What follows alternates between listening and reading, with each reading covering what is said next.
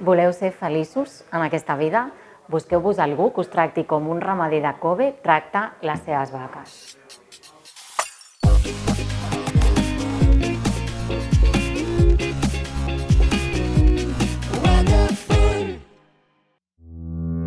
T'imagines que la teva vida fos escoltar música relaxant cada dia? Beure cervesa artesana cada dia? I rebre massatges amb olis també cada dia? Sí? T'ho imagines? Doncs aquesta és la vida del bou de Kobe. Que sí, de veritat. Mira.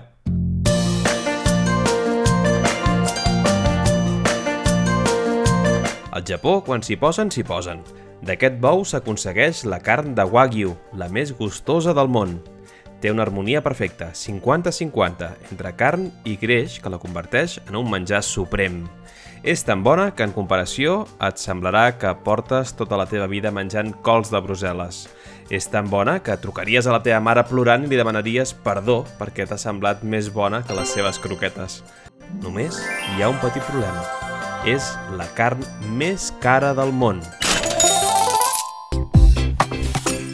Segurament heu sentit a parlar 1000 vegades de conceptes com Kobe o Wagyu i no sabeu bé què és, que només sabeu que és una carn boníssima.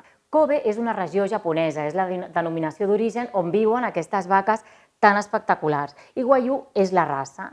Això què vol dir? Que si us heu trobat un Wagyu molt barat i molt bé de preu fora de Japó, segurament o és un creuament o és una carn de Wagyu que crien feliçment aquí, però que no té res a veure amb aquelles vaques que tracten com princeses a les seves granges del Japó. Diuen del Wagyu, i no sabem si és veritat, que és un superaliment perquè té milions de propietats que també diuen no tenen altres aliments.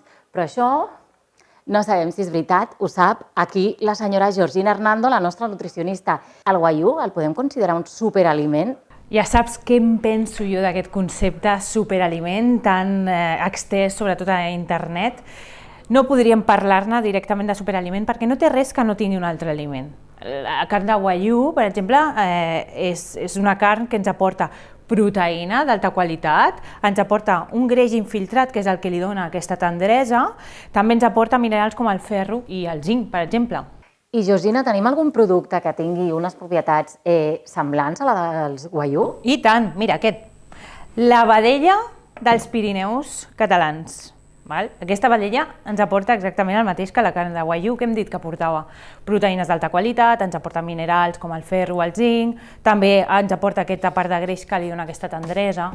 Per tant, una opció propera.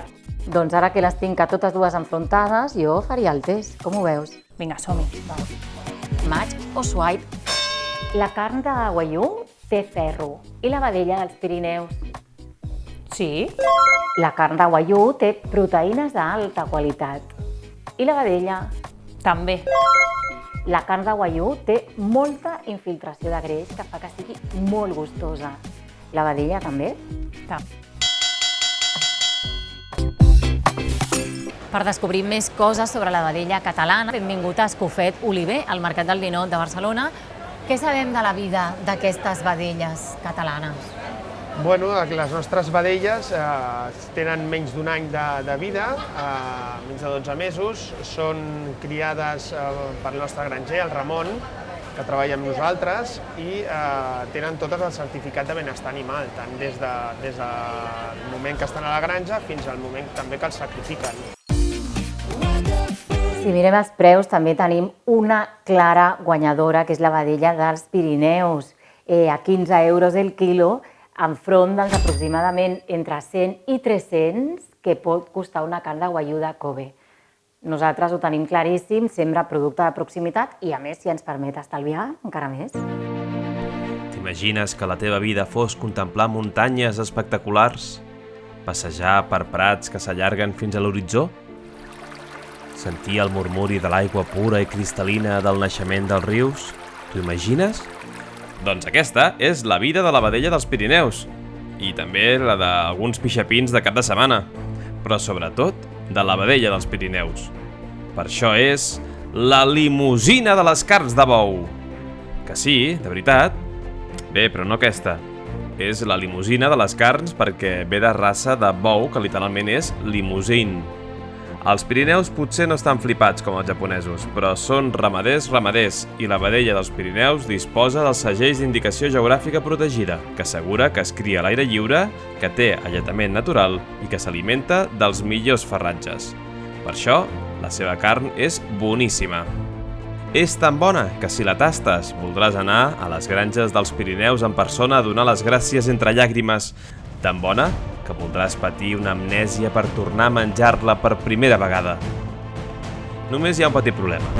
Per tenir una dieta equilibrada no es pot menjar només carn de vedella, així que en algun moment hauràs de parar i alternar amb altres coses de la piràmide alimentària.